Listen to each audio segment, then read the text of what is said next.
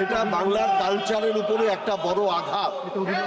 রামকৃষ্ণ পরমহংসদেব একটা সময় বলেছিলেন থিয়েটারে লোকশিক্ষা হয়, তাহলে বাংলার মানুষ মনে করবে মনরেগা এবং আবাস যোজনায় যেরকমভাবে বাংলাকে বঞ্চনা করা হয়েছে, এখন বাংলার কালচারের দিকে হাত বাড়াচ্ছে কেন্দ্রীয় সরকার, বাংলার কালচারকে নষ্ট করতে চাইছে।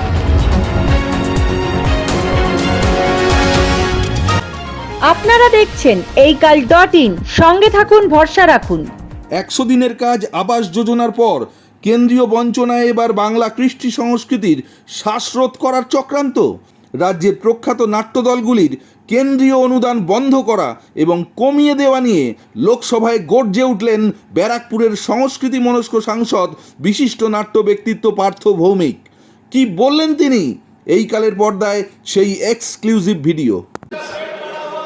মাননীয় সভাপতি মহাশয় রামকৃষ্ণ পরমহংসদেব একটা সময় বলেছিলেন থিয়েটারে লোকশিক্ষা হয়। 100 বক্তৃতা শুনে জানা হবে, একবার একটু দেখলে তাই মনের ভিতরে গেঁথে যাবে। আপনার মাধ্যমে আমি মাননীয় মন্ত্রীকে জানাতে চাই, মেঘনাথ ভট্টাচার্য নামে একজন প্রখ্যাত অভিনেতা, 50 বছর ধরে নাটকের গ্রুপ আছে, তার সহায়ক, তার গ্র্যান্ট বন্ধ করে দেওয়া হয়েছে উইদাউট এনি রিজন। আমি আপনার মাধ্যমে সম্মানীয় মন্ত্রীকে জানাতে চাই যে রুদ্রপ্রসাদ সেনগুপ্ত, বিভাস চক্রবর্তী, সৌম্য মিত্র, স্মৃতি বিজড়িত বহুরূপী, এদের প্রত্যেকের স্যালারি গ্র্যান্ট কমিয়ে দেওয়া হয়েছে।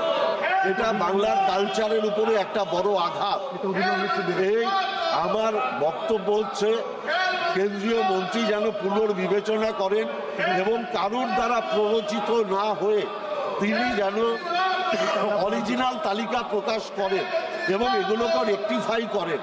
না হলে বাংলার মানুষ মনে করবে মনরেগা এবং আবাস যোজনায় যেরকমভাবে বাংলাকে বঞ্চনা করা হয়েছে, এখন বাংলার কালচারের দিকে হাত বাড়াচ্ছে কেন্দ্রীয় সরকার, বাংলার কালচারকে নষ্ট করতে চাইছে। আমি কেন্দ্রীয় মন্ত্রীকে বারংবার অনুরোধ করছি, আপনার দলের মধ্যে যারা নাটক দেখেন তাদের সাথে দয়া করে একবার কথা বলুন এবং আপনার সিদ্ধান্ত পুনর্বিবেচনা করুন।